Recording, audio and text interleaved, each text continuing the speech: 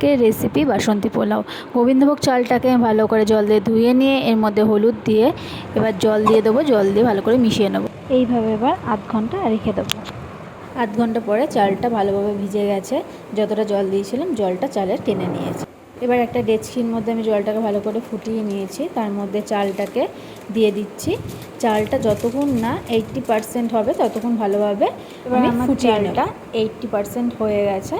এবার আমি নামিয়ে নেবো, নামিয়ে জল ঝরিয়ে নেবো। কড়াইতে এবার সাদা তেল দিয়ে তার মধ্যে তেজপাতা, দারচিনি, লবঙ্গ দিয়ে দিলাম, আদা আর লঙ্কা বাটাটা দিয়ে দিলাম। দিয়ে একটু ভালো করে মশলাটাকে আমি কষিয়ে নেব যতক্ষণ না আদা আর লঙ্কার কাঁচা গন্ধটা চলে যাচ্ছে। এবার আমি নুন দিয়ে দিলাম স্বাদ মতন। এবার আমি সাই গরম মশলাটা দিয়ে নিলাম, দিয়ে ভালো করে মিশিয়ে নেব। মেশানো হয়ে গেছে আমার। এবার আমি জল ঝরানো ভাতটা দিয়ে দেবো।